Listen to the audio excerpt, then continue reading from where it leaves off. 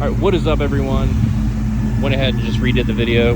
Somebody saw the car, wanted to talk, and it's always fun to talk to people in the car. So popped the hood for them. Got the Coyote.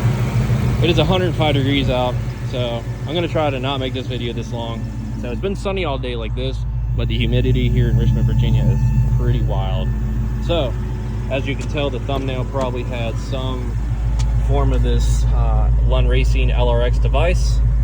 It's plugged into the ODB2 port right here in the glove box. It used to be on that side where the factory one is still hanging, even after the dash swap. Just went ahead and put it back there, but cleaned it up a little bit so there's not a bunch of stuff on that side. So it's through the glove box. I'm not going to have this out anyways while driving. There's no point, so it's going to stay in the glove box with everything else, or maybe not here with the wheel lock so it doesn't mess up. So we had to jump through some hoops to go ahead and get this car tuned, and that was that I needed a new computer anyways. So I went ahead, got a custom, like not custom built, but upgraded here and there parts on a MacBook Pro, and that was like $3,700 and near $4,000 basically. And I didn't know that you couldn't run Windows on them, so I had to go out today and buy a cheap HP laptop that has Windows on it, because the MacBook doesn't have Intel. So apparently that's why you can't run Windows anymore on them. So went ahead and did that.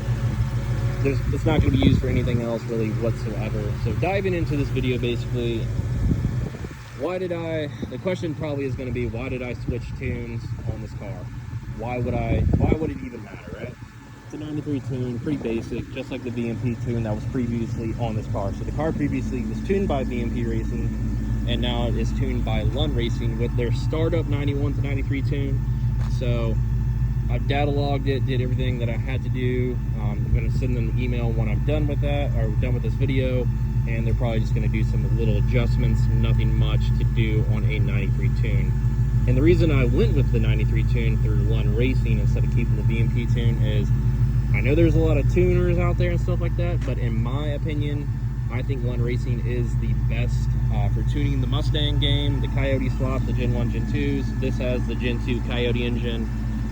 It has a control pack from Ford when this was originally a crate motor after the first engine died. This is a second go around with this one, and you're able to just Coyote swap with this.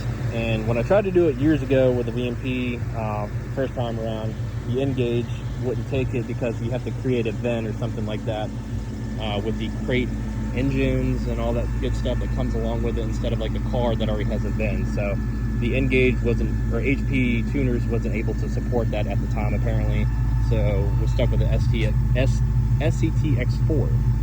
But what I can tell you is the car sounds better, as it should, especially with the tune.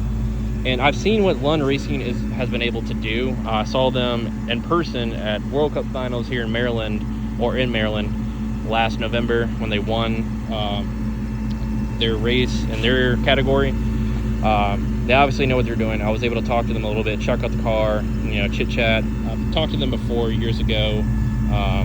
So I think it was Kentucky, in the Green Bowl in Kentucky or whatever. And it's kind of just dawned on me, I was like, man, I should just go with them. So that's what we did. So the difference between what I've noticed so far, even just with a startup tune, when I flashed everything over, started the car up, the car idled way better, the car sounded better, and driving the car to data log it, I spent about 30 minutes doing that. The car just felt much better to drive. It was more fun. And the thing with this is, you can go on these websites like American Muscle and stuff like that advertise parts, said coulter intake, and tune, like you tune it with whatever said company, you'll see 35 horsepower. Not true at all. So with this, you're not going to see a big gain in horsepower or much of any.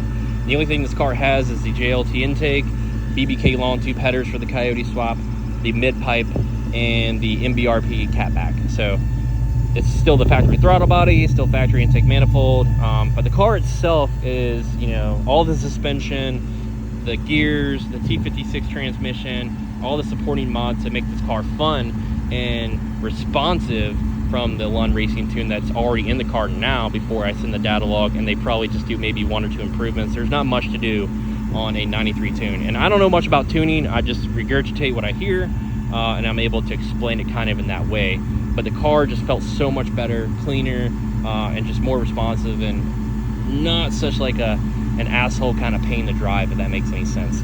And the second reason I went with them is because once the car is boosted, it's already going to have, I don't know if you have to pay like a little extra or whatever to get them to tune this. I think you do, just kind of like, because you have like the 6-month subscription or something like that, and then I think it's like $150 or something like that to just renew the service.